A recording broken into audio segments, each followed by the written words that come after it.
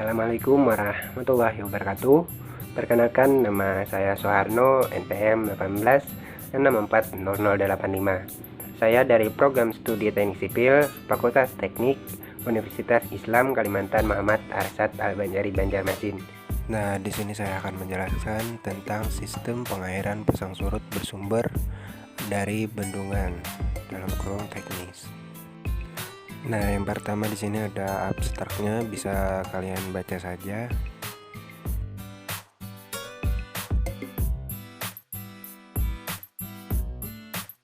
Pembahasan pertama yaitu pengertian bendungan. Bendungan adalah bangunan yang berupa urukan tanah, urukan batu, beton, dan atau pasangan batu yang dibangun selain untuk menahan dan menampung air, dapat pula dibangun untuk menahan dan menampung limbah, tambang, atau menampung lumpur sehingga terbentuk waduk. Di bawahnya ada juga fungsinya dan juga kegunaannya, bisa kalian pahami dan baca. Nah, berikut ini juga ada beberapa pengertian bendungan dari sumber buku. Yang pertama ada menurut Kartasaputra 1991. Yang kedua ada menurut Sani 2008.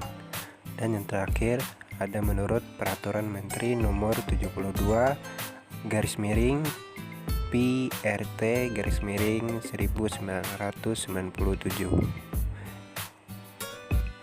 Nah, ini ada fungsi dan manfaat bendungan.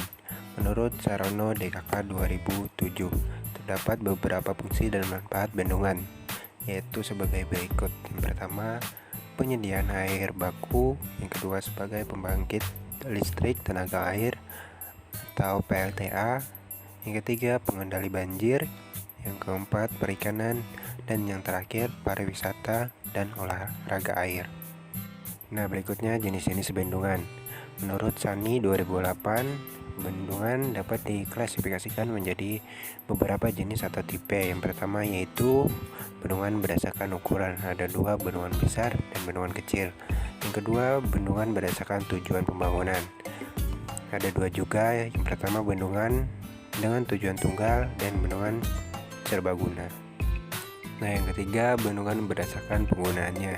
Ada tiga. Yang pertama, bendungan membentuk waduk. Yang kedua, bendungan penangkap atau pemelok air. Yang ketiga, bendungan untuk memperlambat air. Selanjutnya ada bendungan berdasarkan jalannya air. Yang pertama ada bendungan untuk dilewati air. Yang kedua ada bendungan untuk menahan air.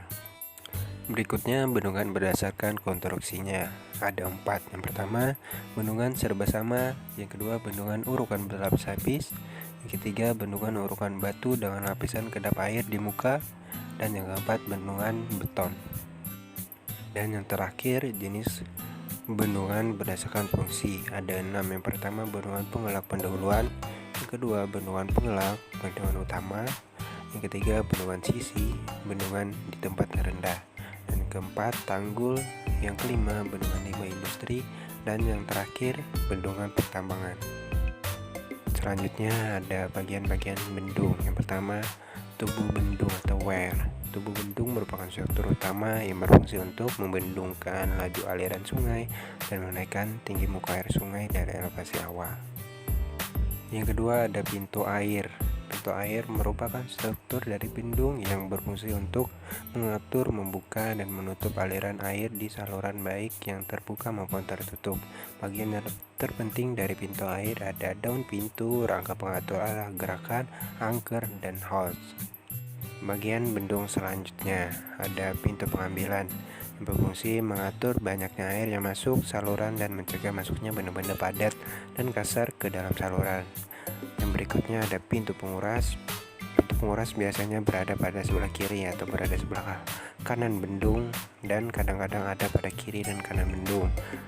Dan selanjutnya ada kolam peredam energi. Bila sebuah konstruksi bendung dibangun pada aliran sungai baik pada palung maupun pada sedotan, maka pada sebelah hilir bendung akan terjadi loncatan air. Selanjutnya ada kantung lumpur, berfungsi untuk menghadapkan fraksi-fraksi sedimen yang lebih besar dari fraksi pasir halus dan biasanya ditempatkan persis di sebelah hilir bangunan pengambilan. Dan juga yang terakhir ada bangunan pelengkap, terdiri dari bangunan-bangunan atau pelengkap yang akan ditambahkan ke bangunan utama untuk keperluan. Dan yang terakhir, spesifikasi teknis. Spesifikasi teknis untuk ukuran bendung adalah tinggi bendung menyesuaikan dengan kedalaman saluran dan kebutuhan tinggi sawah yang paling jauh yang ingin diairi. Sedangkan panjangnya sebesar 5 kali tinggi bendung dan panjang bangunan.